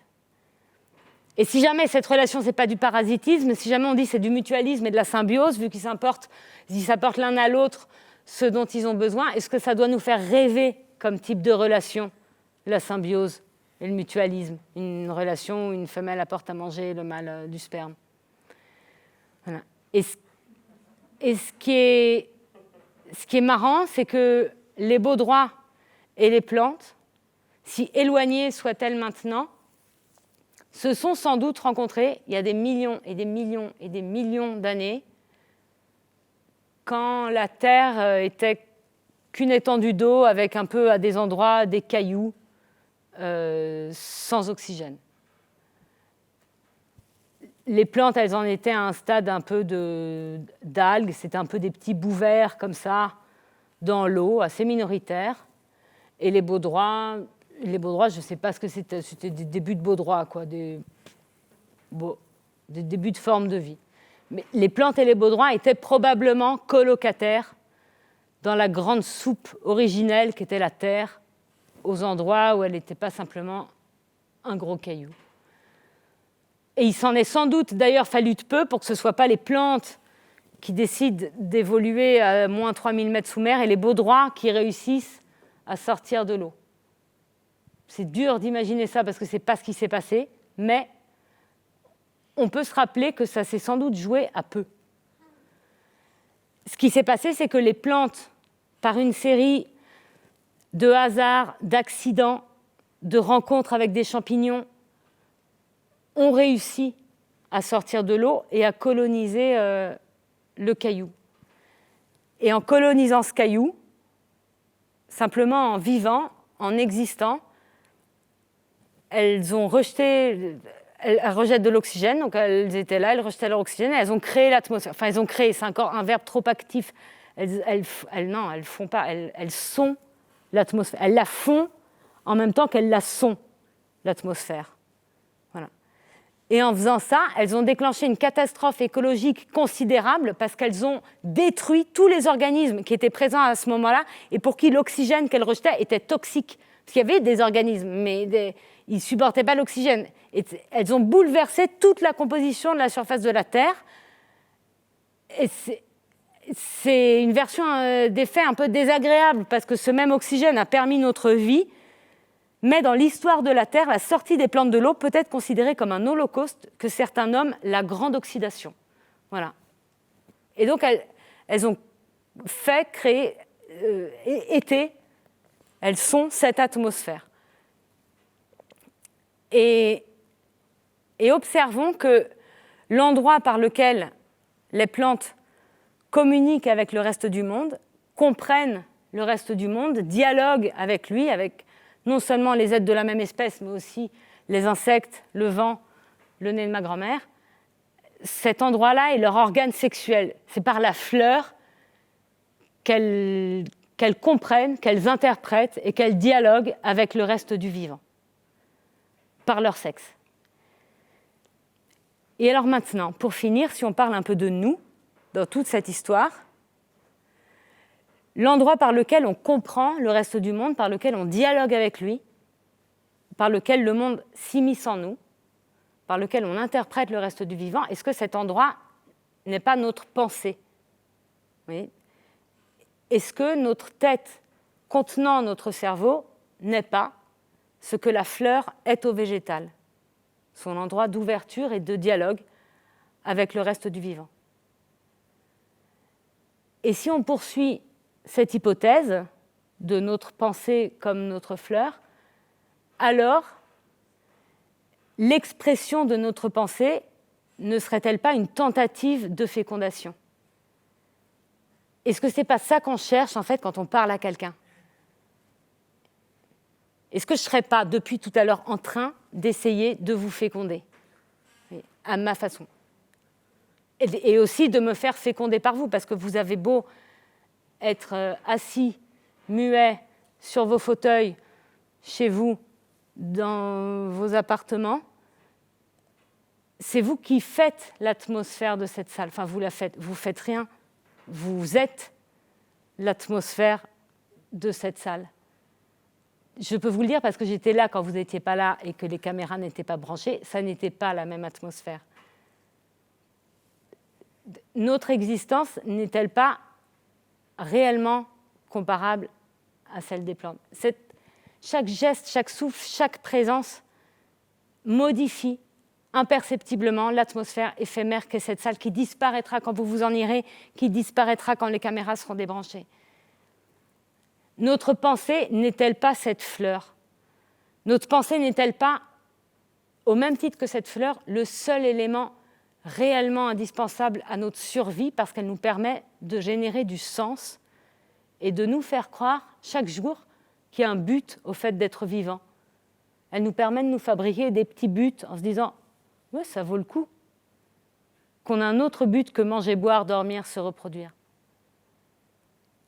Parce que franchement, j'ai cherché et tout le monde s'accorde à dire que toute cette vie, dont on ne se lasse pas d'observer les stratagèmes complexes que la moindre particule met en place pour continuer d'exister, toute cette vie sur ce qui était parti pour être un caillou inhabitable, toute cette vie n'est qu'une série d'accidents.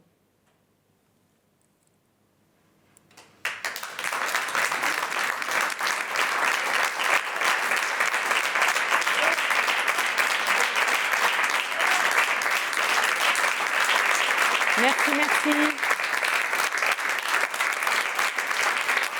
Merci, merci. Merci.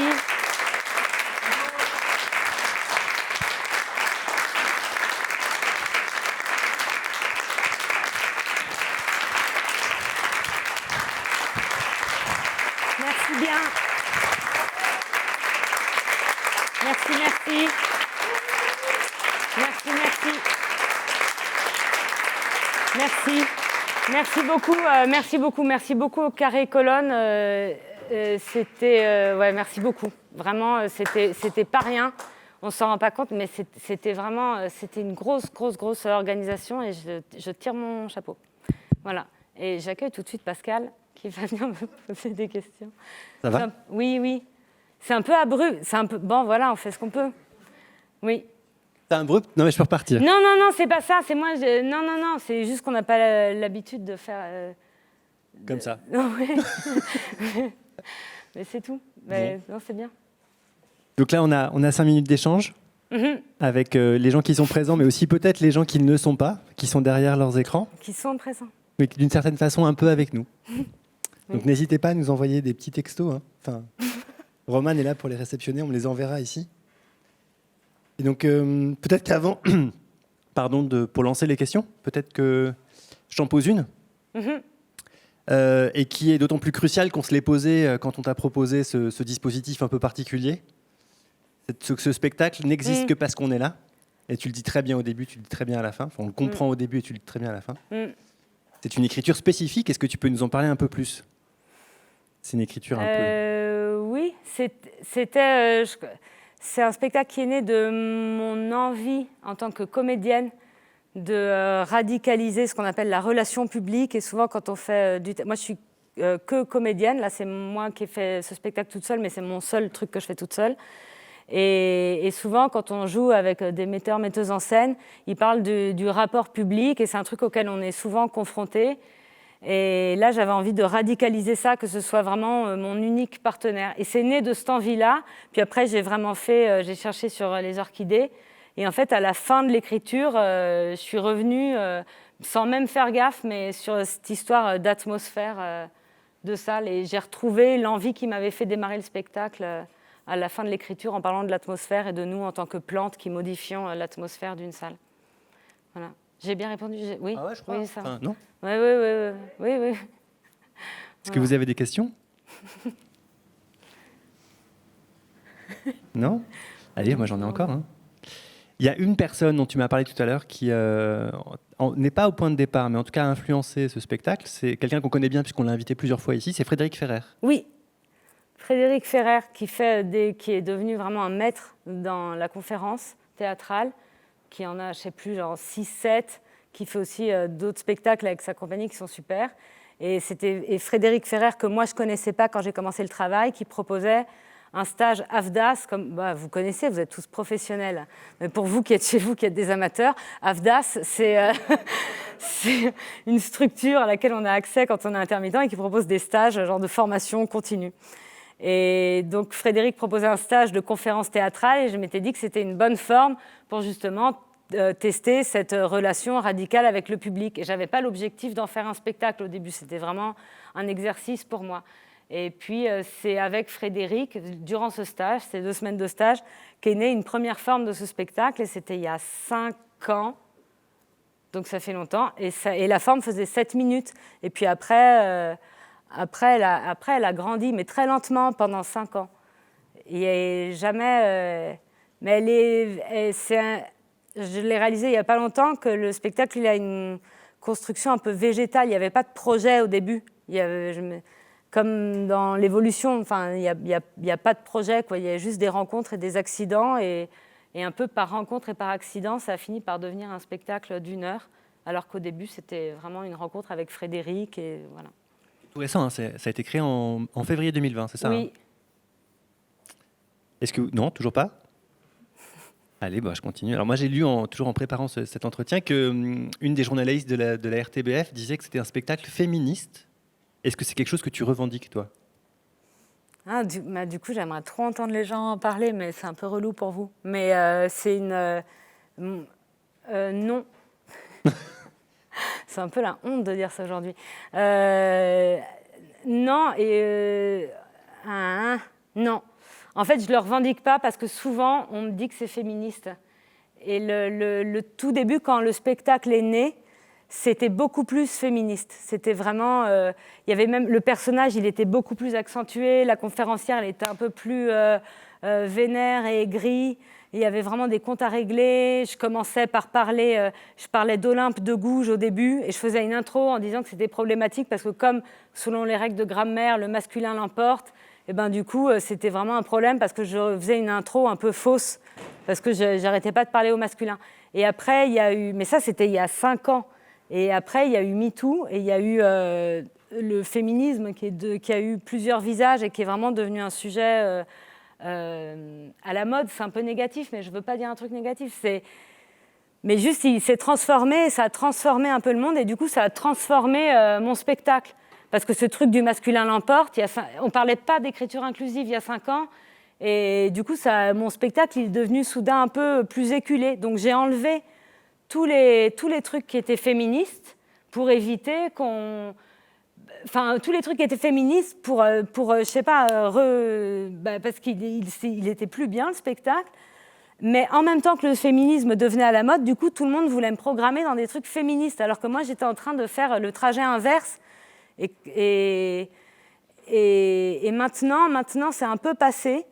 Maintenant, on programme plus dans des trucs en disant les focus nature ou les focus écolo.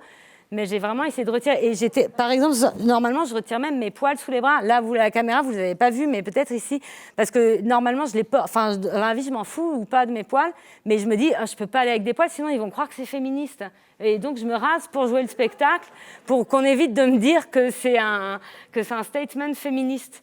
Mais en fait, je pense que le simple fait d'être une femme et de dire ces mots-là et de machin, on va couper, c'est féministe. Ouais, ok, j'arrête. Voilà.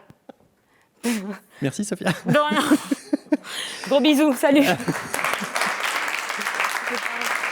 Je laisse Sylvie clore cette soirée. Ah non, moi je peux m'en aller. Bon, juste un petit mot pour remercier tout le monde et principalement et évidemment les artistes qui ont joué aujourd'hui, qui ont joué le jeu de jouer aujourd'hui dans ces conditions-là. Voilà, donc Titus cet après-midi, Adèle Zouane un peu en fin d'après-midi et puis ce soir Sophia qu'on vient de voir. Ils sont d'ailleurs encore là dans le public. Ça a permis de se voir les uns les autres aussi, de jouer tous à la suite comme ça. Je voudrais remercier les différents publics qui sont venus tout au long de la journée ou les différentes audiences voilà, qui nous ont suivis et puis toutes les personnes qui ont pu voir les spectacles en ligne. Voilà, on espère que c'était intéressant, agréable, amusant et puis qu'on se reverra très très vite en vrai dans les salles et dans les villes et dans les rues, etc. Voilà, à très bientôt.